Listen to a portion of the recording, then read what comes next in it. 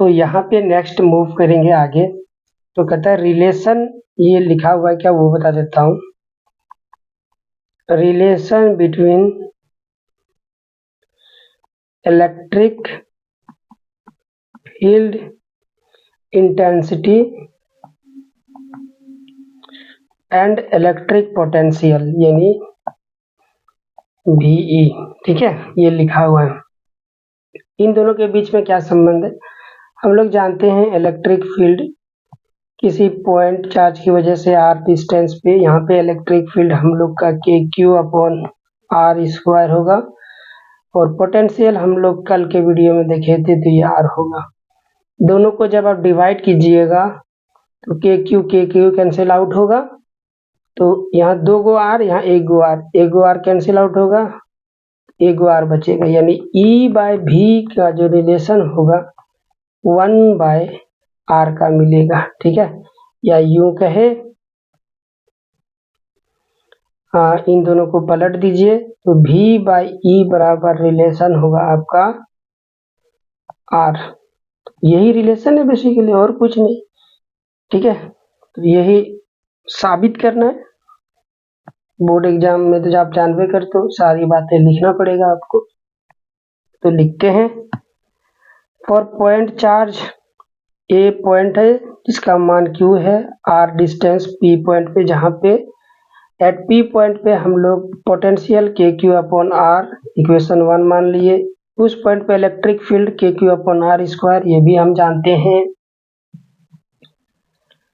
अब 1 में 2 को डिवाइड कर दिए, V को E से डिवाइड करेंगे तो V का मान ये, E का मान नीचे, KQ कैंसिल आउट, तो V है आपका R 1 गो और नीचे 2 गो, तो ये R आपका ऊपर चला गया, तो V/E ये, तो E/V 1/R चला जाता है। तो जो हम लोग का इलेक्ट्रिक फील्ड है, यहाँ से आप देखो, जो इलेक्ट्रिक फील्ड है V को इधर भेजेंगे तो इलेक्ट्रिक फील्ड क्या आ जाएगा आपका, V/R आ जाएगा। तो इलेक्ट्रिक फील्ड का फॉर्मूला क्या होता है, फोर्स पर यूनिट चार्ज, जिसको आप लोग न्यूटन पर कूलम बोले थे। और वहां पे मैंने आपको याद कराया था आपको कि वोल्ट पर मीटर, ये भी याद रखिएगा। इलेक्ट्रिक फील्ड का यूनिट वो कहाँ से आता है, बताया था आपको कि बाद में सीखेंगे, वो यहाँ से आता है। देखिए V मेरा पोटेंशियल है, ये V हो गया, और R का यूनिट मीटर होता है, वोल्ट पर मीटर हो गया ना। आज आप इसकी सत्यता देख लीजिए, ठीक है। इस तरह से ड्राइव कीजिएगा, आसान है। दूसरे तरीके से भी होता है जो कंपटीशन एग्जाम में पढ़ाते हैं लोग, वो भी मैं आपको बता देता हूँ। तो हम लोग का दो SI यूनिट है, यहाँ पे SI unit of electric field intensity, electric field का वोल्ट पर मीटर ये होता है। तो अपने को साबित करना है कि ये दोनों इक्वल होता है, ये दोनों यूनिट क्या होता है, इक्वल होता है, ये अपने को साबित करना है। तो सो दैट वोल्ट पर मीटर इक्वल टू होता है फोर्स पर यूनिट चार्ज यानी न्यूटन पर कूलम। ये छोटा सा क्वेश्चन 1 मार्क्स या 2 मार्क्स में पूछ लेता है। तो LHS साइड से चलते हैं, LHS साइड से चलेंगे तो वोल्ट पर मीटर हो गया। वोल्ट बराबर क्या होता है, work done per unit charge, ठीक है। तो वर्क का यूनिट क्या होगा, जूल पर कूलम, और Q का यूनिट अच्छा नीचे मीटर है, तो ये आपका मीटर हो गया, ठीक है। LHS साइड से जा रहे हैं, तो जूल किसका यूनिट होता है भाई, जूल होता है वर्क का, और वर्क बराबर एनर्जी का यूनिट होता है, या वर्क का भी यूनिट होता है, ठीक है, वर्क का भी यूनिट होता है। तो वर्क बराबर क्या होता है, फोर्स इनटू डिस्प्लेसमेंट। तो फोर्स का यूनिट न्यूटन होता है, डिस्प्लेसमेंट का यूनिट मीटर होता है। तो जूल के जगह हम लोग लिख सकते हैं न्यूटन मीटर, और नीचे आपका कूलम ये है, ये, और नीचे और एक क्वेश्चन से मीटर चलता आ रहा था, ये देखिए मीटर, ये मीटर शहीद हो गए तो न्यूटन पर कूलम आ गया। वही चीज साबित करना था हम लोग का, ठीक है। तो वही बातें यहाँ पे लिखा हुआ है और कुछ नहीं। हम लोग वोल्ट को जूल पर कूलम लिख सकते हैं, जूल को हम लोग लिख सकते हैं न्यूटन मीटर, और ये प्लस में ये माइनस में कैंसिल आउट, तो न्यूटन पर कूलम RHS प्रूव हो गया। Another relation between electric field intensity and electric potential, एक रिलेशन और होता है dV/dr। r पोजीशन वेक्टर है, इस पोजीशन वेक्टर को s डायरेक्शन की ओर लेंगे, यानी I डायरेक्शन की ओर, तो कल को हम लोग dV/dx लिख सकते हैं। ये पोजीशन वेक्टर को y डायरेक्शन में लेंगे तो यहाँ पे dV/dy भी लिख सकते हैं। तो ये r क्या है, position vector of that point जहाँ पे हम लोग इलेक्ट्रिक फील्ड फाइंड आउट करना चाहते हैं, ठीक है। तो अब आगे चलते हैं। वी नो दैट V बराबर Q KQ, इसको डिफ्रेंशिएट कीजिए, differentiate with respect to R, तो लेफ्ट साइड डिफ्रेंशिएट करेंगे तो dV/dr, हम लोग 12th में पैरेलली डिफ्रेंशिएशन भी सीख रहे हैं, तो इसको R के रिस्पेक्ट में dV/dr होगा। इधर डिफ्रेंशिएट करेंगे तो d KQ upon R upon dr, KQ constant है, बाहर चला गया। 1/r को हम लोग माइनस ऊपर ले जाएंगे तो -1, इसका डिफ्रेंशिएशन क्या होता है, पावर मल्टीप्लाई में पावर में से एक घटेगा, एक ऑलरेडी था, एक और घटेगा तो -2 हो गया, यानी -1/x²। इसका डिफ्रेंशिएशन क्या होगा, -1/x²। तो ये देखिए, ये KQ ऑलरेडी है, KQ, इसका डिफ्रेंशिएशन -1/x² जो है वो माइनस यहाँ चला गया, x² नीचे में डिवाइड है, x नहीं है ये, सॉरी r है ना, ये भी आपका क्या हो जाएगा, r² हो जाएगा, ठीक है। तो dV बाय ये r² हो गया। तो हम लोग जानते हैं पॉइंट चार्ज से r डिस्टेंस पे इलेक्ट्रिक फील्ड क्या होता है, KQ अपॉन r² होता है, माइनस को छेड़कर ये सभी चीजें E हो गया। तो dV/dr equal to minus upon electric field, या यूं कहे तो ये इलेक्ट्रिक फील्ड कौन से डायरेक्शन में है, r जिस डायरेक्शन में होगा, यदि r मेरा x डायरेक्शन में है तो इलेक्ट्रिक फील्ड को EX लिखेंगे, तो माइनस को इधर ले आएंगे तो -dV/dx ऐसे भी लिखा जा सकता है, ठीक है। फिलहाल यहाँ r के डायरेक्शन में, तो यहाँ r ऐसे लिखते हैं। ये बात समझ में आ गया आपको, ठीक है। चलिए आगे मूव ऑन करते हैं। नेक्स्ट है हमारे पास न्यूमेरिकल्स, कुछ छोटे छोटे न्यूमेरिकल्स है, न्यूमेरिकल सॉल्व करते हैं। The electric field intensity and electric potential due to point electric charge, due to a point charge, एक तो ये है इलेक्ट्रिक फील्ड, ठीक है, और इलेक्ट्रिक पोटेंशियल इतना है। Calculate magnitude of electric charge, electric charge का मैग्नीट्यूड कैलकुलेट करने बोला है। तो इलेक्ट्रिक फील्ड बराबर गिवन है 10 100, और इसका हम लोग जानते हैं KQ अपॉन R², ये होता है फॉर्मूला, यानी ये 100 हो गया। तो KQ का मान 100 इंटू R², ये हो गया। और दूसरा दिया इलेक्ट्रिक पोटेंशियल का फॉर्मूला होता है, अच्छा यहाँ लिख लेता हूँ, कितना है 500, और V का मान हम लोग जानते हैं KQ अपॉन R होता है, ये R² है इधर, ठीक है। तो ये कितना हो गया 500,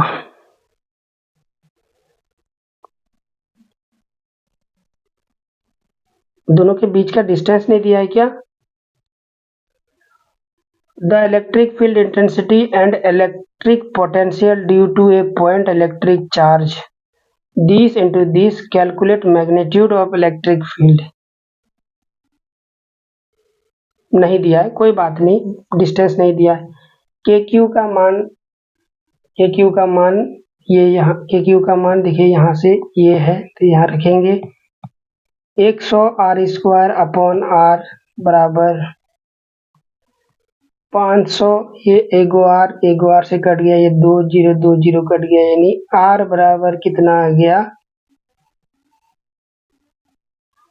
5, R बराबर कितना आ गया 5 आ गया।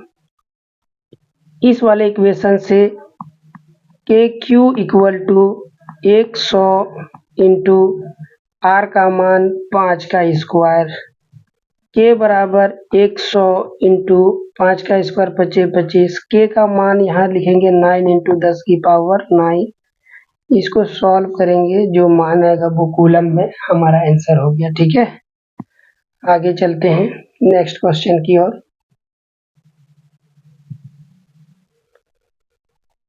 नेक्स्ट क्वेश्चन न्यूमेरिकल है, छोटा सा। हालांकि जैक बोर्ड में उतना ज़्यादा न्यूमेरिकल का वेटेज नहीं रहता है, बट यहाँ पे फिर भी कंसेप्ट को क्लियर करने के लिए छोटे छोटे न्यूमेरिकल देख रहे हैं, और ये सिंपल मैथमेटिकल फॉर्म में है, क्योंकि स्केलर है इसलिए मैथ्स के तरह ही काम करेगा। The electric field intensity and electric field potential due to a point charge. Electric field यहाँ पे आपका ये है, इलेक्ट्रिक पोटेंशियल ये है। Compute magnitude of electric charge, वही कंसेप्ट लगाएंगे, या तो दूसरे तरीके से इसको सॉल्व कर सकते हैं। एक रिलेशन अभी ऊपर अपन लोग सीखे थे, दिखा देता हूँ कौन सा। E बाय भी आपने देखा था इधर, E बाय भी, ये देखो E बाय भी या V बाय E बराबर R होता है। ठीक है, तो उसको लिखेंगे यहाँ पे, E बाय भी बराबर कितना होता है, R होता है, और E का मान है आपका 200 और V का मान है 50, तो यहाँ से डायरेक्ट R आ जाएगा 4। इलेक्ट्रिक फील्ड बराबर होता है K Q upon R square. Electric field का मान 200, ठीक है, और अपने को क्या चाहिए, क्यू चाहिए, तो सिंपल सा ऐसे कर देते हैं, E into R square upon K बराबर क्या आ जाएगा, क्यू आ जाएगा। के का मान 9 इंटू 10 की पावर 9, आर स्क्वायर का मान 4 गुना 4, और उल्टा कर दिया दोस्त। यहाँ पे आएगा आपका ई का मान जो कि है 200, के का मान तो नीचे है ना, है 10 की पावर 9। इसको सॉल्व कीजिएगा तो क्यू का मान आ जाएगा, जो यहाँ पे सॉल्व किया है शायद ये रहा। सॉल्व करने पे ये क्यू का मान कितना आ रहा है,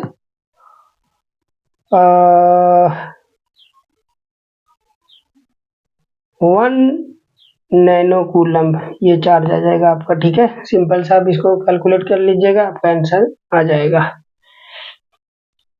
या कर दूं, कर लीजिएगा दोस्त, आप पे भरोसा है। आगे चलते हैं अनदर कंसेप्ट जिसका नाम है इलेक्ट्रिक पोटेंशियल डिफरेंस या इलेक्ट्रिक पोटेंशियल। कभी कभी पोटेंशियल डिफरेंस भी लोग बोलते हैं इसको, तो समझिए इस बात को। ठीक है, एक्सक्यूज मी, देखिए समझाता हूँ आपको है क्या चीज। जैसे ये एक पॉइंट है, इस पॉइंट से r डिस्टेंस पे ये r1 डिस्टेंस, ये r2 डिस्टेंस, तो इतनी बात तो तय है कि यहाँ का पोटेंशियल क्या होगा, r1 के क्यू अपॉन r1, यहाँ का पोटेंशियल क्या होगा, के क्यू अपॉन r2। तो दोनों पॉइंट पे पोटेंशियल अलग अलग हो रहा है, तो डिफरेंस कितना होगा, घटा दीजिए बड़े में से छोटे को, बड़ा ये है छोटा ये है, तो के क्यू घटाएंगे जब बड़े में से छोटे को, के क्यू तो कॉमन है, 1 upon R square minus 1 upon r2, K Q common है, बाहर ले लिए दोनों जगह से, तो ये बचेगा, ये पोटेंशियल डिफरेंस। तो बेसिकली क्या बताता है, दो पॉइंट का बीच का पोटेंशियल कितना से डिफरेंस है, वही है पोटेंशियल डिफरेंस। ठीक है, तो इसको देखते हैं और भी कुछ जानकार वाली बात। The amount of work done in order to move unit positive electric charge from one place to another place in electric field against the electrostatic force is called electric potential difference। ये तो कुछ और ही लिख दिया है, पर कोई बात नहीं, ये भी डिफिनेशन सही है। तो हम लोग लिखेंगे, डायरेक्ट लिखेंगे डिफरेंस ये याद रखना ज़्यादा अच्छा है। Difference between two difference between potential लिखेंगे यहाँ, difference between potential of 2 point when they are placed in external field। ठीक है, एक्सटर्नल फील्ड पे प्लेस होगा तो फोर्स लगेगा तो हमको रखने के लिए वर्क करना पड़ेगा दोनों पॉइंट पे। तो जितना वर्क करना पड़ेगा अलग अलग पॉइंट पे, तो वही वर्क का डिफरेंस है हम लोग का क्या होगा, पोटेंशियल डिफरेंस। या सीधा सीधा आप याद रखो इस तरह से कि 2 पॉइंट का पोटेंशियल डिफरेंस को पोटेंशियल डिफरेंस बोलते हैं। ठीक है, तो यहाँ पे मेरा क्या पॉइंट, यहाँ पे मेरा क्या पॉइंट ए, ये मेरा क्या पॉइंट बी। मान के चलो इसको ऐसे समझते हैं, ये मेरा पॉइंट चार्ज है, ये डायग्राम से आप ज़्यादा आसानी समझोगे। क्यू चार्ज है, यहाँ से मेरा डिस्टेंस, ये वाला डिस्टेंस है आर। ठीक है, और यहाँ वाला डिस्टेंस है मेरा R2, ये वाला डिस्टेंस है R1। तो यहाँ पे कुछ ना कुछ पोटेंशियल होगा। यहाँ पे हम लोग इनफाइनाइट से लाके रखे थे, तो यहाँ पे पोटेंशियल V1 होगा, तो यहाँ का पोटेंशियल V1 है। लेकिन अभी मैं चाहता हूँ कि इसको और मूव कराऊं अंदर की ओर। तो भाई और मूव कराओगे तो आपको और वर्क करना पड़ेगा ना। तो कितना वर्क करोगे आप, जितना ये बाहर की ओर फोर्स लगा रहा है उतना फोर्स लगाकर मैं वर्क करूंगा। तो आपने इसको यहाँ से मूव कराने के लिए एक्स्ट्रा वर्क करा, वही एक्स्ट्रा वर्क इन दोनों के बीच का डिफरेंस जो भी होगा पोटेंशियल के फॉर्म में स्टोर हो जाएगा। ठीक है, तो वही ये बात यहाँ पे लिखा था basically, the amount of work done order to move unit positive electric charge from one place to another place in the electric field against the electrostatic force is called। वही चीज है। तो भी ए है, यहाँ का भी बी है, वर्क करा के ले गए, यहाँ का पोटेंशियल भी बी हो गया। कितना से आपने वर्क किया पर यूनिट चार्ज, तो भी A B upon Q naught, ये वाला। तो हम लोग लिखेंगे यहाँ से यहाँ का गैप, यानी V A minus V B W A B upon Q naught. ठीक है,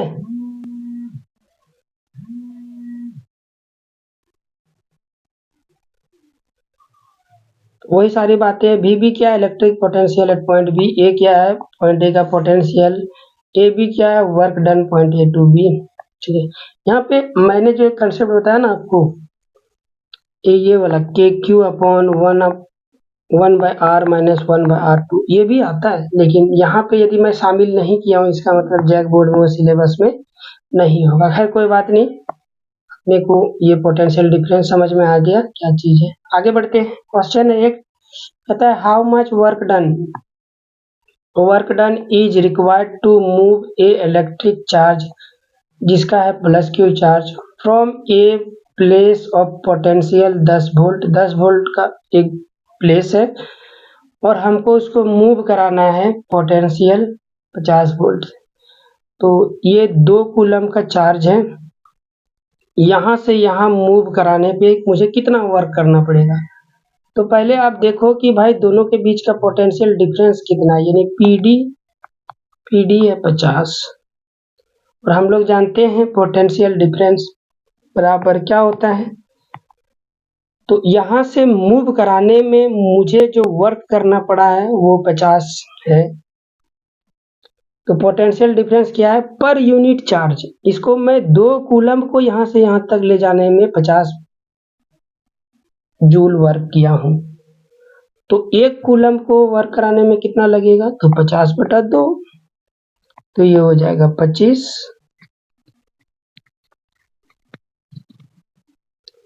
जूल। गड़बड़ कर दिया। तो यहां से यहां मूव कराया जब,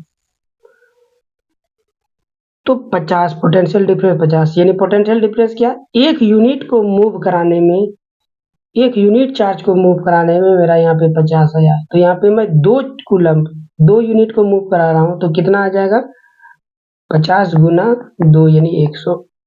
थोड़ी सी मिस्टेक हो गई थी बोलने में, क्योंकि कॉल बहुत ज़्यादा आ रहा है तो डिस्ट्रैक्शन हो रहा है। ठीक है, फिर कोई बात नहीं, समझाता हूँ आपको आगे। और चाहो तो आप फॉर्मूला लगा के भी इसको सॉल्व कर सकते हैं। पोटेंशियल डिफरेंस पीडी बराबर क्या होता है, work done per unit charge. PD कितना है 50 माइनस 10 यानी 150 माइनस 100 यानी 50। और डब्ल्यू क्यू का मान 2 दिया, इसको इधर भेज दीजिएगा तो 100 जूल ये आंसर हो जाएगा। ठीक है, आप ऐसे भी समझ सकते हो। डिफरेंस है मेरा 50 यानी जो डिफरेंस होता है वो होता है वर्क पर यूनिट चार्ज, यानी एक यूनिट चार्ज को यहाँ से मूव कराने में 50 जूल वर्क करना पड़ेगा। तो ये मुझे अभी 2 कूलम को मूव कराने में 50 गुना 100, 3 को मूव कराने में 50 या 150, इस तरह से। अगला क्वेश्चन है 300 joule work done is required to move an electric charge 3 coulomb में फ्रॉम ए पॉइंट 60 वोल्ट से भी वोल्ट पे कैलकुलेट कर रहे हैं, तो बताइए कितना लगेगा। इसको मैनुअली भी सॉल्व कर सकते हैं, दिखाता हूँ आपको। कहता है 60 से मूव करके यहाँ ले आए, कै गो चार्ज को, 3 गो चार्ज को ले आए। ठीक है, 3 गो चार्ज को लेके आ गए, 3 गो चार्ज को लेके आ गए, तो यहाँ पे जो मेरा एनर्जी मिल रहा है यानी पोटेंशियल जो मिल रहा है वो मेरा भी है, और जो मुझे वर्क करना पड़ा वो टोटल कितना है 300 जूल। तो 300 को मूव करा के लाए यूनिट चार्ज को, तो 300, तो एक गो को मूव करा के लाएंगे तो कितना लगा होगा 300/3, तो ये हो गया 100। तो ये यहाँ पे पोटेंशियल मेरा रहा होगा 100, तो गैप कितना हो गया 40 का। ठीक है, अदरवाइज आप दूसरे तरीके से भी जा सकते हैं। फॉर्मूला तो आसान होता है। वर्क डन कितना करना पड़ रहा है 300 जूल, और जहाँ से जा रहे हैं पॉइंट ए पे भी पोटेंशियल बी पे भी मान लेते हैं टोटल चार्ज की, तो भी ए माइनस भी बी बराबर हम लोग का होता है वर्क अपॉन टोटल चार्ज। भी ए पे है मेरा 60, तो भी बी पे भी, और टोटल वर्क 300 है, और ये 3 काट देंगे तो ये हो गया 100। ठीक है,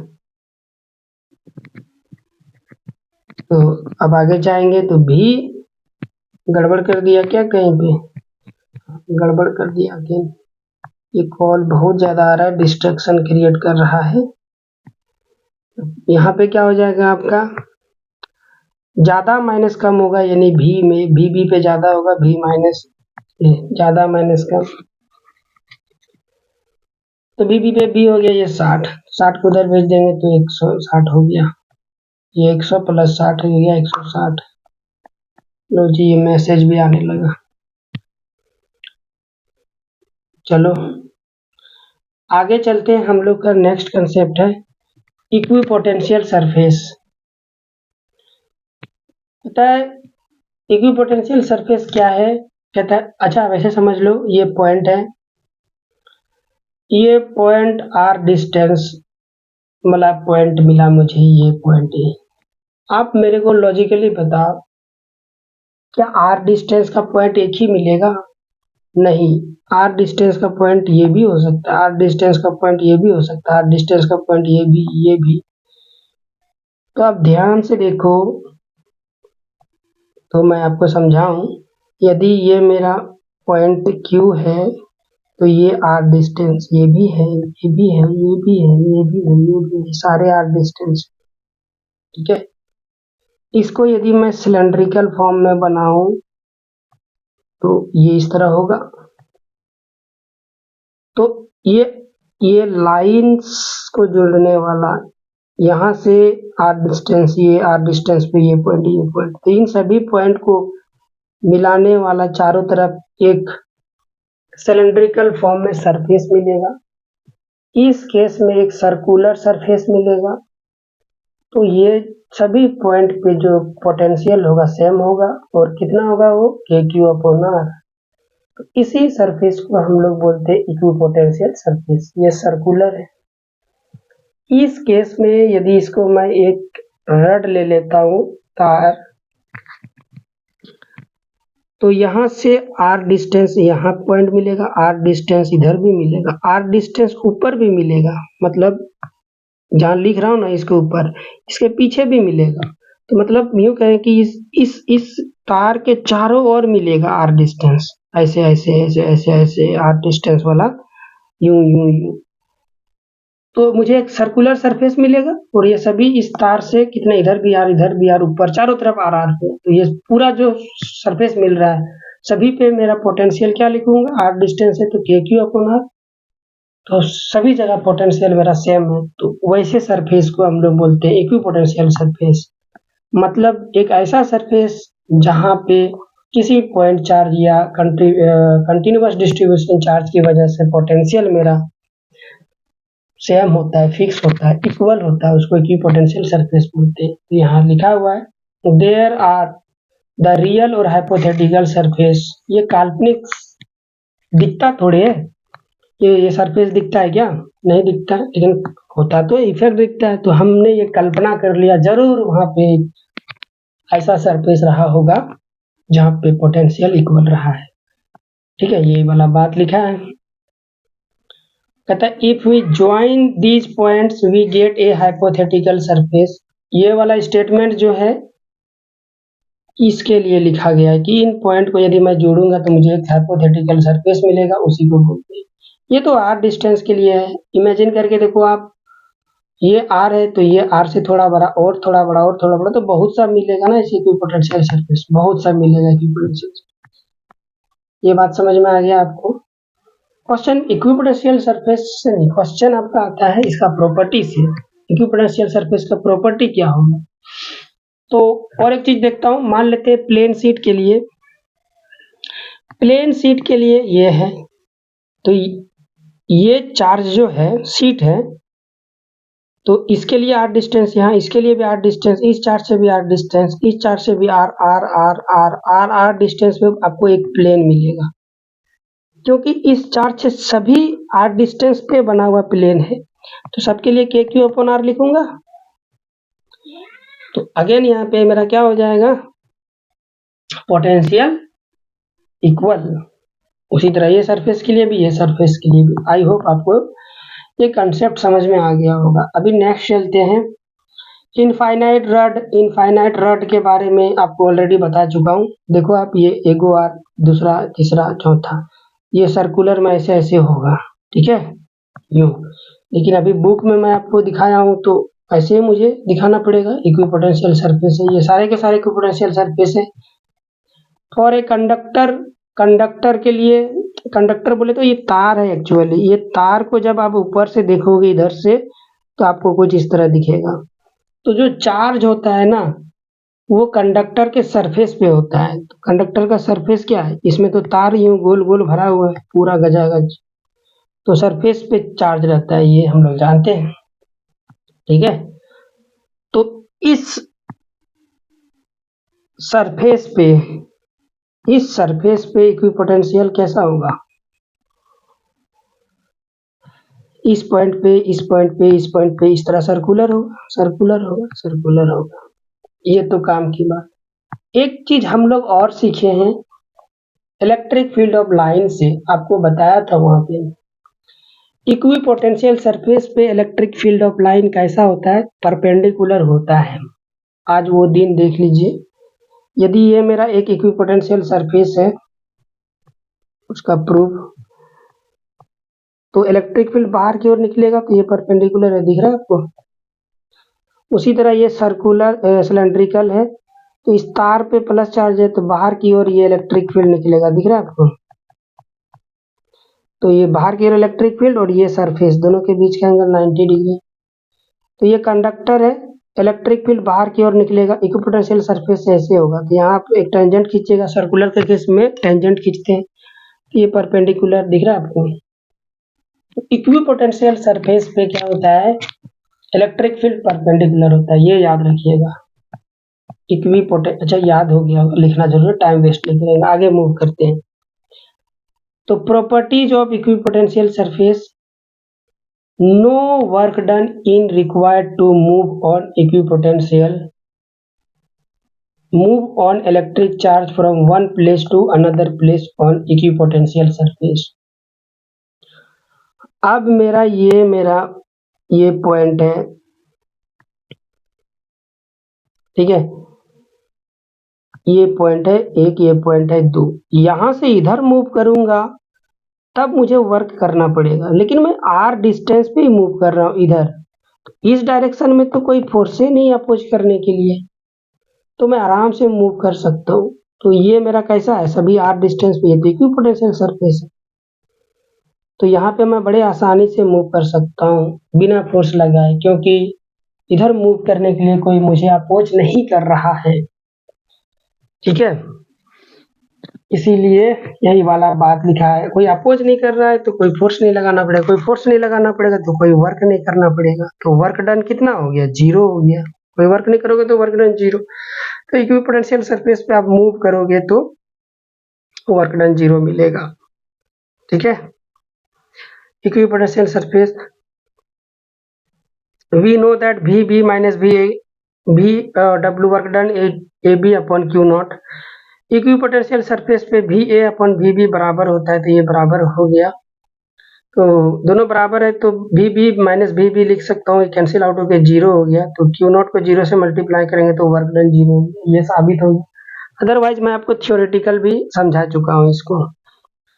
कहता है small displacement DL on equipotential surface is always perpendicular to the electric field intensity. तो मेरा क्या है, ये मेरा इक्विपोटेंशियल सरफेस है, किसी प्लस चार्ज की वजह से इलेक्ट्रिक फील्ड किधर होगा, आगे की ओर, ये प्लस चार्ज यदि है तो इलेक्ट्रिक फील्ड आगे, तो इक्विपोटेंशियल सरफेस मेरा ये है। इस इलेक्ट्रिक पोटेंशियल सरफेस पे किधर भी मैं डिस्प्लेसमेंट करूँ, चाहे इधर इधर इधर इधर इधर कहीं पे भी, ये हर बार ये जो ऊपर है वो 90 डिग्री बनाएगा। इसको आप उल्टा समझ लो, मान लेता हूँ इस कागज को ऐसे लेटा दिया, यहाँ पे plus charge plus charge plus charge plus charge plus charge plus charge, ठीक है, लेटा दिया प्लस प्लस चार्ज की वजह से। अभी आप देखो इस प्लस चार्ज की वजह से यहाँ पे इलेक्ट्रिक फील्ड किधर होगा, इधर होगा, इलेक्ट्रिक फील्ड इधर है। अभी इस इक्विपोटेंशियल सरफेस पे अब मूव करो, इधर मूव करो, इधर मूव करो, इधर मूव करो, इधर मूव करो, कहीं भी मूव कीजिए, हमेशा एंगल इलेक्ट्रिक फील्ड से कितना होगा, 90 डिग्री, दिख रहा है आपको। तो ये वही बात बोल रहा है कि यदि हम लोग इक्विपोटेंशियल सरफेस पे डिस्प्लेसमेंट निकालेंगे, डिस्प्लेसमेंट तय करेंगे, तो वो इलेक्ट्रिक फील्ड से हमेशा परपेंडिकुलर होगा। ये प्रॉपर्टी याद रखना। पहला प्रॉपर्टी आपको याद हो गया, क्या चीज, इक्विपोटेंशियल सरफेस पे मूव करने पर कोई वर्क नहीं करना पड़ता, यानी वर्क 0 होता है। दूसरा पॉइंट पे DL यदि वर्क करेंगे, DL डिस्प्लेसमेंट यदि इक्विपोटेंशियल सरफेस पे करेंगे तो इलेक्ट्रिक फील्ड का परपेंडिकुलर होगा। अब तीसरा पॉइंट, फॉर इक्विपोटेंशियल सरफेस, अच्छा ये तो उसकी सत्यता को साबित किया, ठीक है, DL बराबर 90 डिग्री कैसे हो गया, ये प्रूव करने के लिए नहीं आएगा, बट आपसे पूछा जा सकता है इसलिए। कहता है two equipotential surface do not intersect each other, दो इक्विपोटेंशियल सरफेस कभी भी एक दूसरे को इंटरसेक्ट नहीं करता है, VBI बहुत महत्वपूर्ण है, याद रखना है आपको। If two equipotential surface intersect each other then tangent drawn, दो tangent can be drawn, these two tangents represent direction of electric field intensity at single point. This is not possible, hence two electric potential surfaces do not intersect each other. वही कहानी है जो बचपन से आप electric field के बारे में पढ़ते आए हैं, इलेक्ट्रिक फील्ड ऑफ लाइन, एक ही पॉइंट पे दो टेंजेंट मिलेगा, दो टेंजेंट मिलने से फिर आगे लोग का वही दो डायरेक्शन मिलेगा, जो कि पॉसिबल नहीं है। आगे क्या चीज है, आगे न्यूमेरिकल है क्या, हाँ आगे न्यूमेरिकल है। तो आज की वीडियो लेक्चर में इतना ही। नेक्स्ट वीडियो लेक्चर में हम लोग न्यूमेरिकल देखेंगे और फिर हम लोग को हो सकता है न्यूमेरिकल ना भी देखें तो इलेक्ट्रिक पोटेंशियल एनर्जी यहाँ मूव करेंगे। ठीक है, थैंक यू सो मच।